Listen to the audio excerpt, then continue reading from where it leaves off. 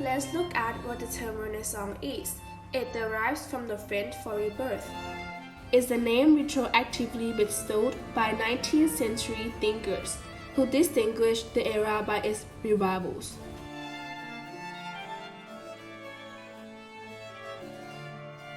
The reason why it is named the English Renaissance because of its apply to the cultural revival and poetic evolution, starting in the late 15th century and spilling into the revolutionary years of the 17th century, stands as an early summit of poetry achievement, the era in which the modern sense of English poetry begins.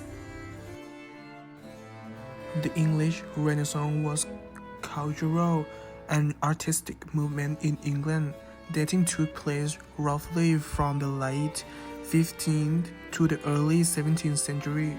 The beginning of the English Renaissance is often taken as convenience to be 1485, when the Battle of Bosworth Field ended the Wars of the Roses, the civil war for control of England, and inaugurated the Tudor dynasty.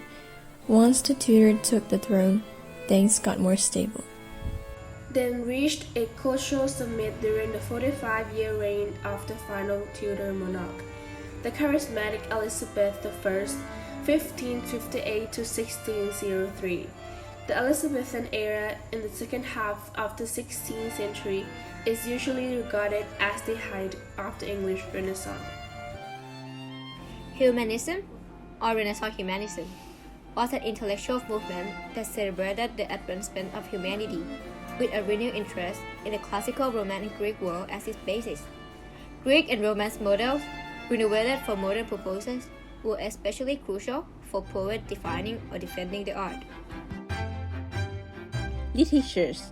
The periods produced some of the most celebrated literary works in English language. William Shakespeare, Christopher Marlowe, Ben Jonson, and Edmund Spenser were among the prominent playwrights and poets who contributed to this era. The peak of the English drama and theatres is said to be Elizabethan age and Golden Age in English history, where the art, drama, and creative work flourished. In terms of drama, the English Renaissance was the golden age of English drama, with the development of Elizabethan and Jacobean theatres. Shakespeare plays such as Hamlet, Macbeth, and Romeo and Juliet are regarded as masterpieces of the world literature. Edmund Spenser was one of the famous poets of the Elizabethan age. He was born in East Smithfield, London, around the year 1552. Spenser is often remembered as one of the most important poets in the English language, using an interesting writing style that became known as the Spenserian stanza and a voluminous vocabulary. Best known for his epic poem, The Faerie Queene, which he wrote for Elizabeth I. The Faerie Queene is an English poem by Edmund Spenser. Book 1 to 3 were first published in 1590, then republished in 1596 together with Book 4 to 6. It is one of the longest poems in the English language. It is also the work in which Spenser invented the word form known as the Spenserian stanza.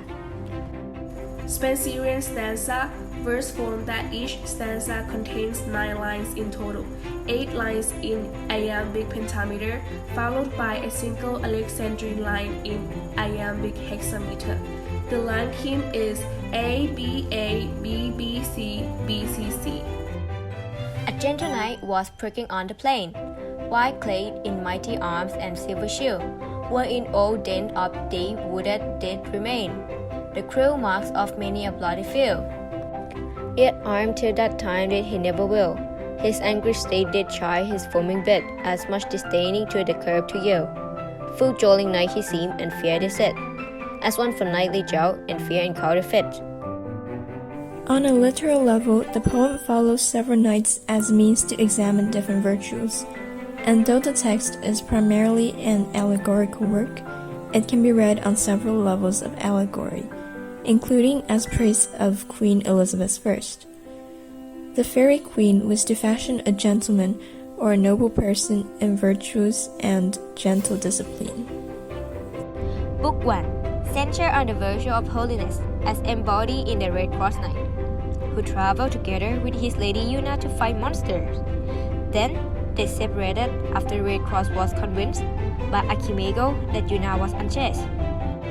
Book 2 Centered on the virtue of temperance as embodied in Sir Gawain, who discovered a woman killing herself after having her love killed by witch Acacia. He then vowed to average them along the way, resisted violence and lust.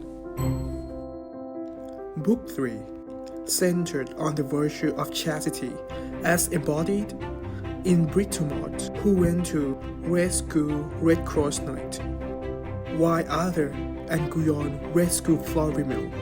Upon saving Red Cross Knight, Britomart and Sir Saturn joined Arthur to fight Florimel. Resisting sexual temptation along the way, the Britomart sets alone and meets Sir Scudamore and saves his captor, Lady Amoret. 4. Scudamore was convinced by Aid that Britomart ran off with Amoret. A 3-day tournament is then held by Saturn, where Britomart beats Arthigo, and Arthigo falls in love with her upon seeing her face after her helmet was removed. Britomart also recognizes him as the man in the enchanted mirror. When Scudamore discovers her gender, he realizes he was wrong and asks for Amoret. But by this time, Britomart has lost her. It was discovered later that she was abducted by a savage man in his cave. She was eventually saved after darting out. Later, Arthur and Amoret then come across Scudamore and Britomart. The two lovers are finally united. Book 5 Centered on the virtue of justice and embodied in Sir Arthigo. Book 6 Centered on the virtue of courtesy as embodied in Sir Carador.